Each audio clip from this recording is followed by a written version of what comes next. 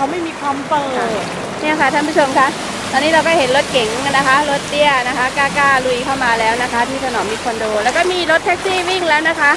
นี่ค่ะก็แสดงให้เห็นถึงความมั่นใจของพี่น้องที่อาศัยอยู่ในนี้ก็สามารถสัญจรไปไหนมาไหนได้แล้วนะคะสวัสดีค่ะนะแท็กซี่ตกลงกล้าลุยแล้วเหรอเนี่ยน้ำขนาดนี้ไม่กลัวเหรอไม่กลัววิ่งมากี่วันแล้วเนี่ยวิ่งมา5 วันแล้ว5 วันแล้วในถนนมิตรเนี่ยไม่กลัวเลยแล้วผู้โดยสารเข้าออกโอ้โหแล้วดีด้วยน่ะขับรถดีด้วยเห็นไหมวิกฤตเป็นโอกาสนะคะทุกท่านนะคะดูเอานะคะแท็กซี่เนี่ยค่ะไม่กลัวเลยนะคะ1142เนี่ย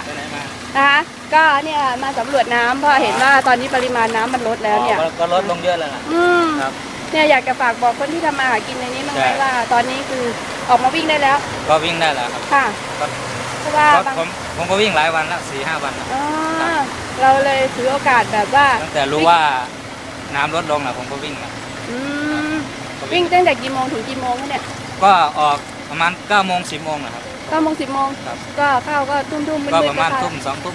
เห็นไหมทำมากินดีซะด้วยนะคะบางคันเขาไม่กล้าเข้ามาแอมบอกว่าคันนี้ยังเข้ามาเลยเนี่ยได้ตอนนี้มันก็ลดลงเยอะแล้วสู้ๆให้กำลังใจโอเคครับค่ะสวัสดีค่ะไปแล้วนะคะแท็กซี่นะคะเนี่ยค่ะแอมเห็นมีรถเก๋งเข้ามาอีกแล้วนะคะมาแล้วค่ะคุณหญิงลากน้ำจะไปไว้ที่ฟิตเนสแล้วนะคะก็รู้สึกยังไงน้องหญิงยินดีใจไหมที่ปริมาณน้ำลดลงดีใจค่ะที่ปริมาณน้ำลดลงค่ะอยากให้ลดหมดเลยทุกที่จังหวัดทุกที่ค่ะลดเหมือนกันค่ะ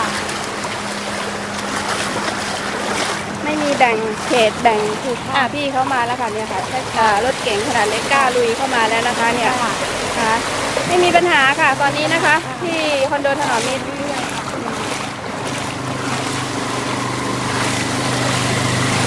นี่ค่ะท่านผู้ชมก็แอมกับน้องหนิงเนาะก็เดินลากจูงลุยเข้ามาเรื่อยๆใกล้จะถึง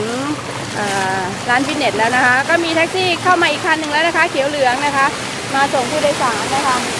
ไม่กลัวน้ำเลยนะคะเนี่ยลุยมาแล้วข้าวที่มีข้าวในรถเก๋งอัพโหลดก็จะไม่เข้า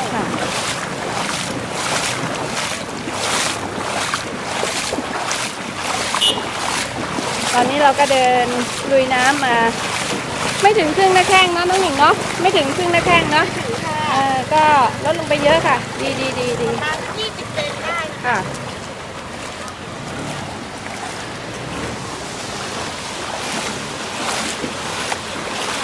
ใกล้เข้าไปถึงฟิตเนสแล้วนะคะ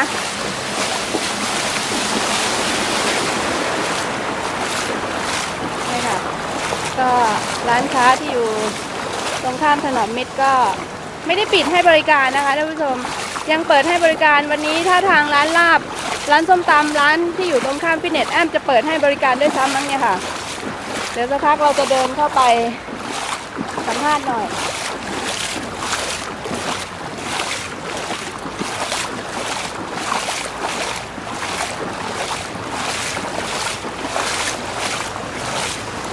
เดี๋ยวจะเดินเลยร้าน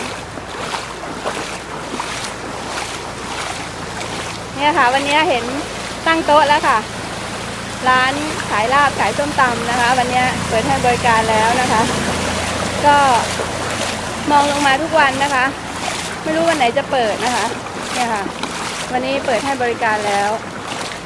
เรียบร้อยเดี๋ยวแอมจะเดินเข้าไปสัมภาษณ์เจ้าของร้านหน่อยนะคะไม่น่าเชื่อนะคะตรงข้ามคอนโดถนอมมิตรนะคะถนนไม่มีน้ำเลยพี่สวัสดีค่ะโอ้โหวันนี้เปิดขายกี่วันเนี่ยวันแรกเปล่าวันแรกเลยโอ้โหสวัสดีค่ะเนี่ยเจ้าของร้านนะคะขายวันนี้มีปลาเผาด้วยลาบส้มตำน้ำตกของชื่อร้านอะไรเนี่ยไม่ยอมบอกชื่อร้านเลยตั้งแต่เปิดมาเนี่ยพยายามจะซูมไปอยู่เนี่ยยังไม่มีร้านเลยบอกมาเดี๋ยวนี้ลูกค้าบอกลาบ11เพราะมันตรงกับ11ลาบ11โอ้ท่านผู้ชมเก๋มากลาบ11นะคะลาบ11นะคะไม่ใช่ลาบก้อยลาบ11นะคะพี่เป็นคนจังหวัดไหนคะเนี่ย บุรีรัมย์จ้า บุรีรัมย์ลาบก้อยลาบ11บุรีรัมย์นะคะท่านผู้ชมตอนนี้มีปลาเผาด้วยนะคะ เดี๋ยววันนี้นะคะ วันนี้วันแรกด้วยน้ำลายไหลแล้วนะคะ เดี๋ยวจะมาอุดหนุนหลายวันแล้วที่ไม่ได้เปิดนี่พ่อค้าน้อยๆด้วยใส่เสื้อสีแดงต้องเป็นคนเสื้อแดงแน่ๆเลยเนี่ยใช่ไหมครับ ใช่ไหมลูก ใช่นี่ออกไปทั่วโลกนะคลิปนี้นะคะ เดี๋ยวเข้าไปดูนะ เดี๋ยวจะมาอุดหนุนนะคะแล้วเนี่ยตั้งแต่น้ำท่วมหายไปไหน ไปรับลูก อ๋อไปรับลูกที่บุรีรัมย์แล้วก็คือโอกาสหลบน้ำท่วมไปด้วยสักพักเลยไปประมาณเกือบ2 อาทิตย์เนาะแล้วนี่ก็มาสู้ใหม่แล้วเพราะรู้ว่าน้ำมันลดแล้วนะคะท่านผู้ชมเนี่ยค่ะบรรยากาศตอนนี้ก็ได้บรรยากาศอีกแบบหนึ่งนะคะ นั่งกินอาหารริมน้ำเนี่ยค่ะ